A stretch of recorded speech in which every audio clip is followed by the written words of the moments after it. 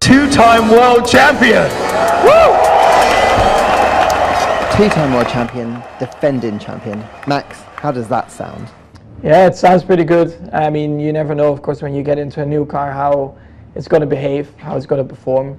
But I think the season we have had has been, pretty incredible with the wins we've had. 12 wins from 18 races this year. You've been dominant. How have you done it? It's been an incredible season for us, I think, as a whole team, right? We definitely didn't expect something like this, but we had a competitive start, but we did retire 2 times out of 3, which was not the best start to try and defend the title. But I think what I should tell you, we are about talking about Formula One over there, and the gentleman, Max Verstappen, is the latest world champion. He is the defending champion, has just retained it, winning the Japanese Grand Prix. The best person to talk about it is the gentleman who eats and drinks F1. We're talking about Nii Saki Kwakupomi is in the studio. Nii Saki, how are you? Doing very well, thank you. What was the weekend like for folks who follow F1? It was topsy-turvy, all over the place. On Friday, when they did their first and second practice, it was raining. Okay. So the conditions were rather wet. And then on Saturday, when they did their third practice and the qualifying, the conditions were dry. Okay.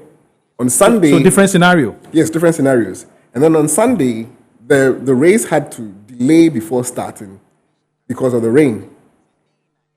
Then when they started, because of visibility, there was a crash on the first lap. Yeah. And then Alex Albon's car also ran out of power. Yeah. So after 2 laps, they had to red flag the race. Okay. And then everybody went into the pits. It took almost an hour before the race was restarted behind a safety car. Okay. All over again. And then Max just blitzed off into the... Great year for Max Verstappen. You think he deserves to win the year? Max has had an incredible year. You remember the last time I told you he was going to take the championship? Yeah, that was way back.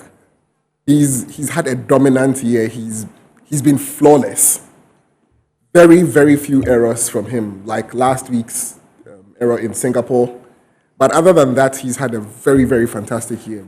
Okay. Excellent driving. What happened to the likes of Alonso, Hamilton? Why did he have it so easy to win the championship? Alonso hasn't won a race since 2013. Yeah. Hamilton has not won a race yet this year. Mercedes has had a very brutal, difficult year. And he's not been in a position to take the fight to Max.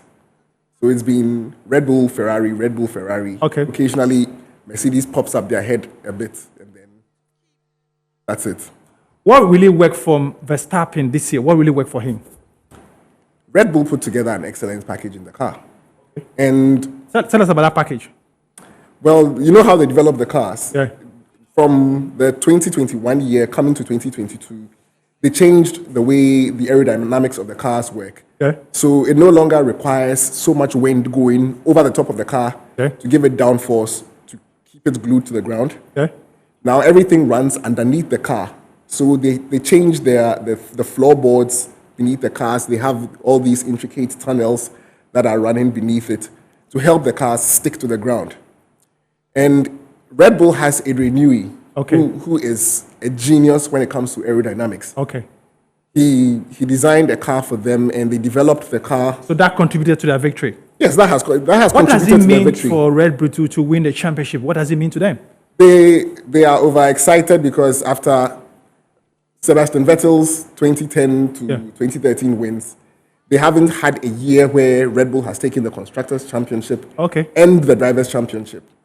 Because of the controversial end to last year's Abu Dhabi Grand Prix, they won the Drivers' World Championship, but Mercedes took the Constructors' Championship. Okay. And the Constructors is where the money really lies. Oh, okay.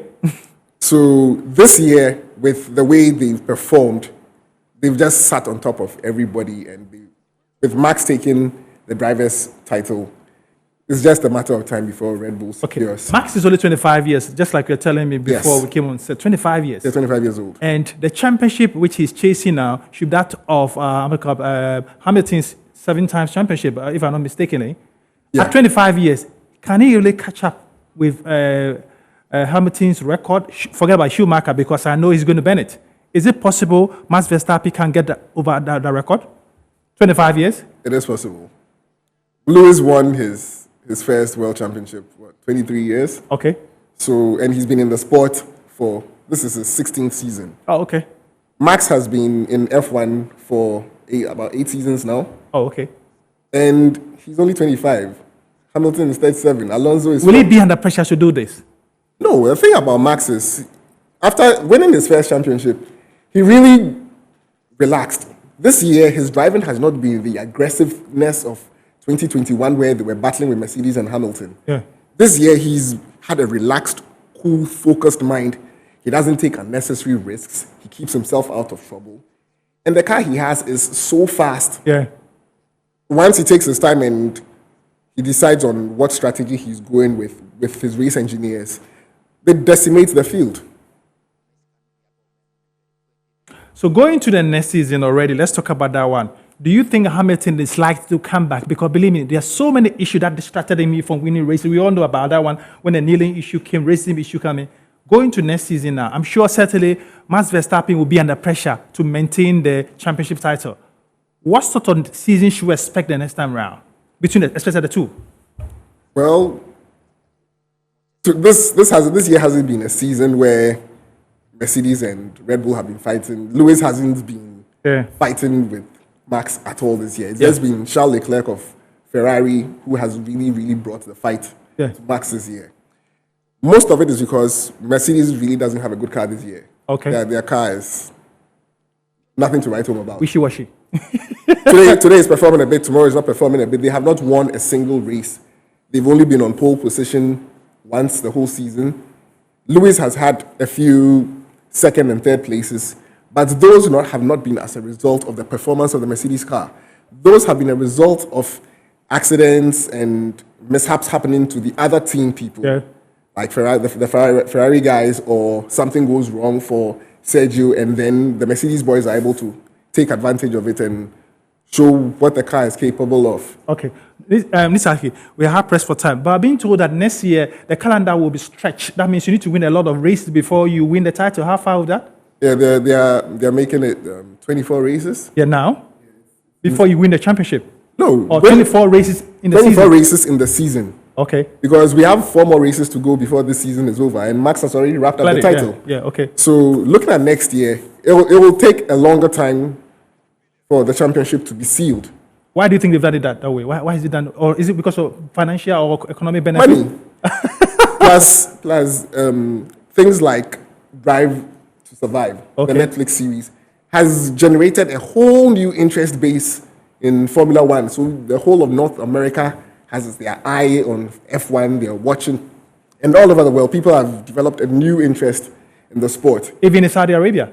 Especially in Saudi Arabia, because Aramco, which is Saudi Arabia's one of the major oil companies, has been a major sponsor of Formula One for quite a number of years now. So looking at the way the calendar has been stretched, there's money to be made, and Liberty Media is not going to let their guard down. Despite the season officially over, because like I said, we have some races to go. Yes. What sort of reaction are we supposed to get ending the season and starting a new one quickly? Well, following how yesterday's Grand Prix ended, because it looks as if Max Verstappen's titles always need to come with a bit of drama. Yeah. Yesterday, at the time that the race was completed, the drivers weren't even aware of whether they had finished the race, whether they hadn't finished the race. So they knew that this was the final lap, and then some people were still speeding on, and then there was another lap. And the funny thing was that the title would not have gone to Verstappen yesterday, but for a mistake that the Ferrari guy, Charles Leclerc, made on the final chicane, on the final lap, where he was battling with Sergio Perez. And then they got to the turn, he was squeezed a bit, and then he ran across the chicane. And instead of giving the position back, which is what the rules state, He kept the position and he defended rather aggressively. He ended up second, but then the stewards looked at it and then they hit him with a 5-second time penalty. And then that dropped him. So certainly next season will be crazy. Yes. Now, what was supposed to happen for Verstappen to win was he was supposed to get his 25 points for winning and then get an extra bonus point for fastest lap. Okay. What happened was because the race was delayed and restarted, they used the 50% time yard to measure it. But unfortunately, in the rules, it states that they should give a certain halved amount of points when a race has not completed its full distance. We are wrapping up the show. Quick one. When will Africa going to get the benefit of Formula One racing? When are we going to see Africans actively involved in Formula One? Because we've not been seeing them. Some few South Africans, I'm told. Well, then there isn't anybody directly in the sport from Africa. But South Africa had discussions with Formula One about bringing one of their tracks, Kailani, onto the circuit. But the discussions didn't go as planned, so it's been tossed to the side for a bit. F1 says that there are other African countries which have expressed an interest in F1, so they are looking at their options. Nii Saki, thank you very much for passing through. Certainly, you have to come back again. Thank you, too. Okay, we'll be speaking to Nii Saki Kwakupom, who is an F1 expert here at Metro TV and across Ghana, following Max Verstappen's victory yesterday, becoming the driver of the season. Well, we are about wrapping up the show, but once again, I'll give you the answer to the question we posed regarding the World Cup. Once again, there you have it. Which country has appeared at every World Cup tournament since the first one in 1930? We asked you whether it's Argentina, Brazil, Germany, or the Three Lions of England. And certainly, I'm sure even my 10-year-old daughter should tell you that it's the Samba Boys of Brazil. And that is the answer. Since 1930, they've been at every World Cup. The first one that started in Uruguay. They'll be going to Qatar too. So the Samba Boys, they've won it 5 times. Once again, they will be at the World Cup.